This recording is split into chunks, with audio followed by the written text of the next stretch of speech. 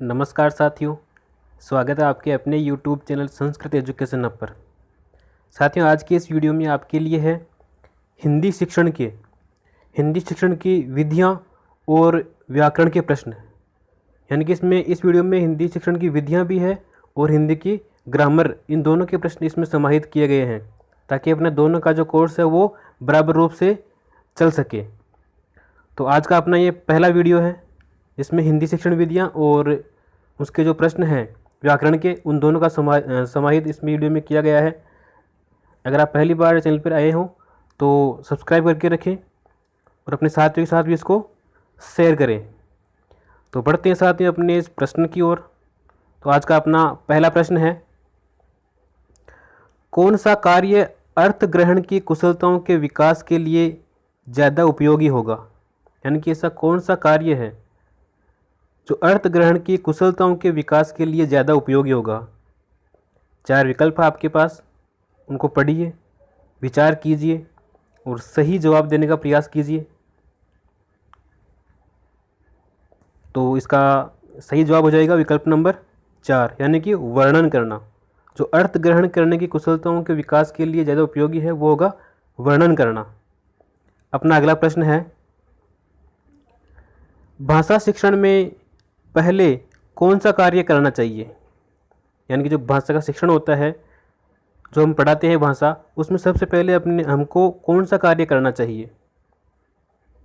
मौखिक कार्य, लिखित कार्य, दोनों या फिर कोई नहीं?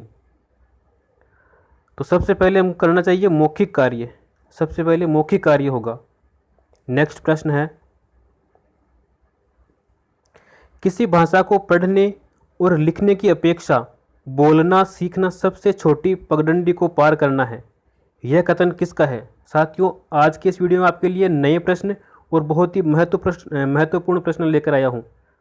तो सभी अपने साथियों के साथ इसको शेयर करें और वीडियो को अंत तक देखें ताकि हमको इस वीडियो से कुछ ग्रहण कर सके।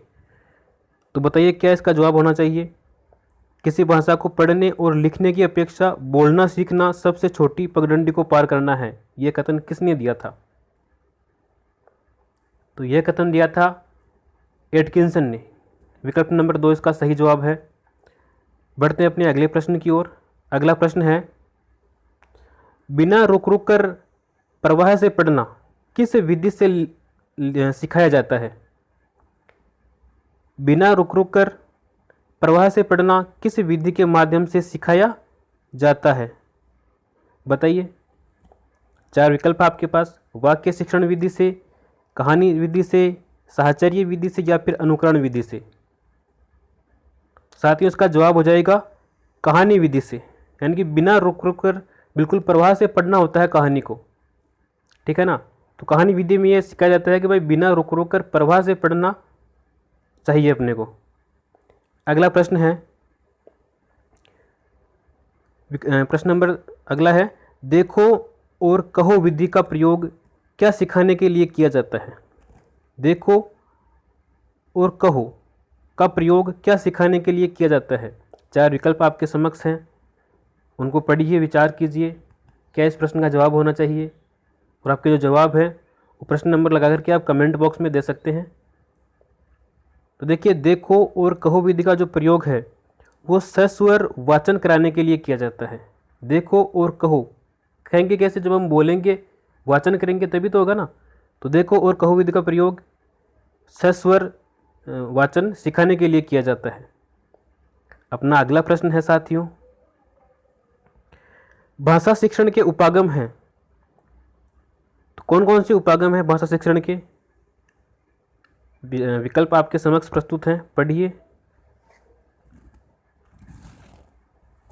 तो इसका जवाब हो जाएगा पाठ संसर्ग उपागम और रचना शिक्षण उपागम। ये दोनों ही विकल्प इसके सही हो जाएंगे, पाठ संसर्ग उपागम और रचना शिक्षण उपागम। अगला प्रश्न, भाषाई कौशल के निर्धारित पक्षों में कौन सा उपयुक्त नहीं है? भाषाई कौशल के निर्धारित पक्षों में कौन सा उपयुक्त नहीं है, कौन सा सही नहीं है? भाषा के 4 कौशल होते हैं, उनमें से नीचे कौन सा कौशल नहीं होता है वो बताना है अपने को। देखिए इसमें 4 विकल्प हैं, सुनना, देखना, बोलना और पढ़ना। तो बताइए इनमें से कौन सा नहीं होगा? तो इसमें नहीं होगा देखना, विकल्प नंबर 2, ये कौशल नहीं है। भाषा के 4 कौशल होते हैं, कौन कौन से होते हैं? सुनना, बोलना, पढ़ना और लिखना। इसको आप ऐसे भी याद कर सकते हो, सु, बो, पे और ली। सुनना, बोलना, पढ़ना और लिखना, यह लो आपका ट्रिक भी बन गया। सुबो पे ली यानी कि सुनना, बोलना, पढ़ना और लिखना, ये भाषा के 4 कौशल हैं क्रमशः। इनको आप याद कर लेना इस ट्रिक के माध्यम से। अगला प्रश्न है, एक शिक्षक कक्षा में कविता के वाचन पाठ का आयोजन कर रहा है, वह किस प्रकार के भाषाई कौशल के विकास का उपयोग कर रहा है? बताइए। एक शिक्षक है जो कक्षा में कविता का वाचन कर रहा है, तो वह किस प्रकार के भाषाई कौशल का विकास कर रहा है? ये किस भाषाई कौशल का विकास कर रहा है? बताइए, किस कौशल का वो उपयोग कर रहा है? देखिए वो कविता के पाठ का वाचन कर रहा है, तो इसका मतलब हो गया वो अभिव्यक्ति कर रहा है। तो विकल्प नंबर 1 इसका सही हो जाएगा, अभिव्यक्ति कर रहा है वो। अगला प्रश्न है, मास कम्युनिकेशन यानी कि जनसंपर्क संप्रेषण का सबसे पुराना तथा आधार माध्यम है, कौन सा है?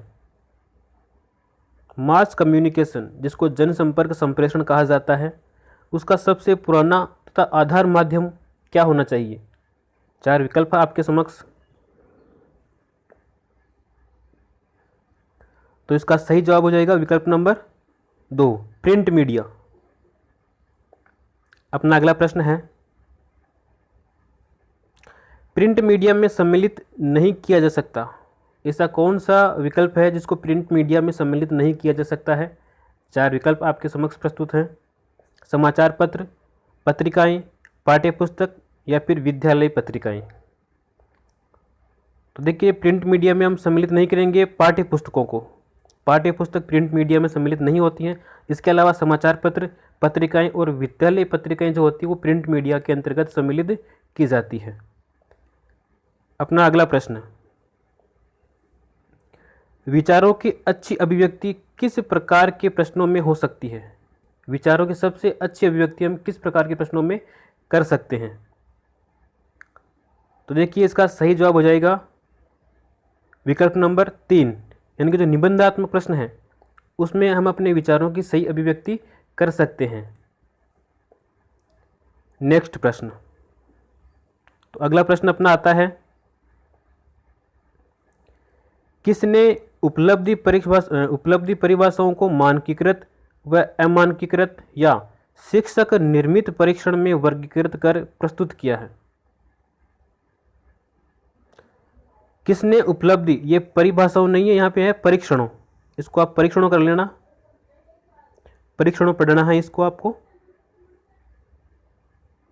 इस प्रकार से।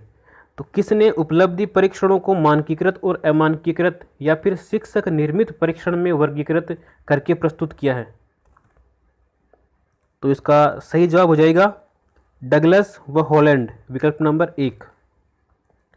बढ़ते अपने अगले प्रश्न की ओर साथियों। अगर अभी तक आपने हमारे चैनल को सब्सक्राइब नहीं किया है तो सब्सक्राइब करें संस्कृत एजुकेशन हब को। इस चैनल पर आपको हिंदी, संस्कृत, इसके अलावा मनोविज्ञान और कक्षा 6 से लेकर के 12 तक की जो सामाजिक की और भूगोल और पॉलिटिक्स की जो बुक्स हैं उन सब के जो महत्वपूर्ण प्रश्नोत्तर हैं वो आपको मिलेंगे। कुछ वीडियो मैंने अपलोड कर दिए हैं और कुछ आगे अपलोड होने वाले हैं, तो आप बने रहिए हमारे साथ। अपना अगला प्रश्न है, पर्यावरण शब्द में कौन सी संधि है? जो पर्यावरण शब्द है उसमें कौन सी संधि होगी? बताइए। 4 विकल्प हैं, दीर्घ संधि होगी, गुण संधि होगी, यण संधि होगी या फिर विसर्ग संधि होगी। तो इसमें हो जाएगी साथियों यण संधि। आप कहोगे कैसे होगी? देखिए इसका अगर हम विच्छेद करते हैं तो ऐसे होगा, परिधन आवरण, परिधन आवरण हो जाएगा। तो इधर से हमने इसमें से ई निकाला और इधर से क्या निकाला? आ निकाला। हम जानते हैं कि ई और आ दोनों मिलकर ये क्या बनते हैं, ये ई का तो ये बन जाएगा और ये आ इसमें जुड़ जाएगा तो आ बन जाएगा। फिर वापस इसको जोड़ लेंगे तो रूप सिद्ध हो जाएगा अपना पर्यावरण। तो इस प्रकार से इसमें यण स्वर संधि होती है। अगला प्रश्न, तत्सम व तद्भव रूप का असंगत युग्म कौन सा है, वो बताना आपको। तत्सम और तद्भव का असंगत युग्म कौन सा है। 4 विकल्प आपके पास, सोच करके सही जवाब देने का प्रयास करें। तो इसका सही जवाब हो जाएगा विकल्प नंबर 2, पानी और पानी। अपना अगला प्रश्न आता है,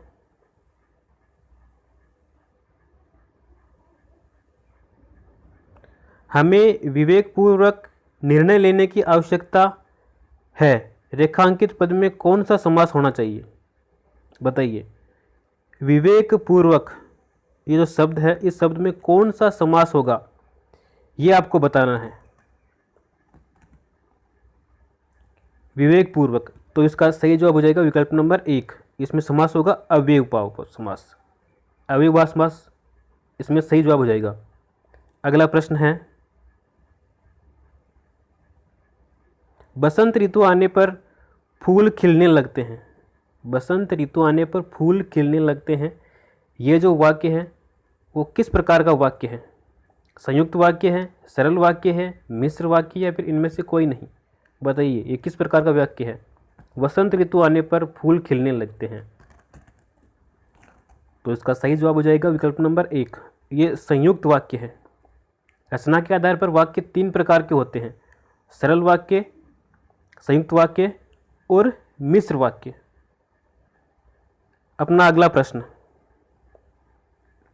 मोहन बेईमान भी है, मोहन बेईमान भी है, इस वाक्य में कौन सा वाक्य है, मतलब ये जो कौन सा वाक्य है, जो रचना के आधार पर मैंने 3 वाक्य बताए थे, सरल, संयुक्त और मिश्र, इन तीनों में से ये कौन सा वाक्य है। मोहन बेईमान भी है, बताइए। तो ये क्या है, एक सरल वाक्य है। मोहन बेईमान है, क्या है, सरल वाक्य है। साथ ही ये जो वाक्य के भेद है, सरल, संयुक्त और मिश्र, इनका भी एक अलग से वीडियो आपके लिए बनाऊंगा शॉर्ट ट्रिक्स के माध्यम से। 5-4 मिनट का ये वीडियो बनाऊंगा जिसमें से आप अच्छी तरीके से आप समझ जाओगे, बिल्कुल शॉर्ट तरीके से, शॉर्ट ट्रिक्स के माध्यम से। अगला प्रश्न है, चांदी का जूता मारना, इसका मतलब क्या होता है, मुहावरा है ये, तो उसका क्या अर्थ होता है चांदी का जूता मारना, तो इसका जवाब हो जाएगा रिश्वत देना। अगला प्रश्न, अपना अगला प्रश्न आता है, ठंडा लोहा गर्म लोहे को काट देता है, ठंडा लोहा गर्म लोहे को काट देता है, तो उसका क्या मतलब हुआ, बताइए। शांति पर क्रोध की विजय होती है, क्रोध पर शांति की विजय होती है, धैर्य पर उतावलेपन की विजय होती है, या झूठ पर सत्य की विजय होती है।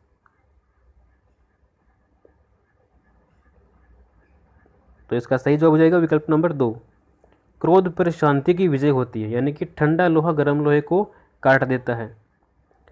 अगला प्रश्न है, तन पर नहीं लता पान खाए अलबत्ता, तन पर नहीं लता पान खाए अलबत्ता, इस वाक्य का मतलब, ये जो लोकोक्ति है इसका क्या मतलब होता है, इसका अर्थ बताइए। तन पर नहीं लता पान खाए अलबत्ता, तो इसका जवाब हो जाएगा विकल्प नंबर 1, झूठी सेखी बगाड़ना। अपना आज का अगला प्रश्न है, भाषा सीखने का स्वाभाविक और मनोवैज्ञानिक क्रम कौन सा है, बताइए। अभी मैंने आपको ऊपर एक सूत्र बताया था, उस सूत्र की सहायता से आप इस प्रश्न को आसानी से हल कर सकते हैं। और अधिकांशतः ये प्रश्न पूछा ही जाता है कि भाषा के 4 कौशल का क्रमशः बताइए, यानी कि भाषा के क्रमशः 4 कौशल बताइए। फिर 4 विकल्प दे देते हैं इस प्रकार से, उनमें से आपको बताना होता है कौन सा सही है।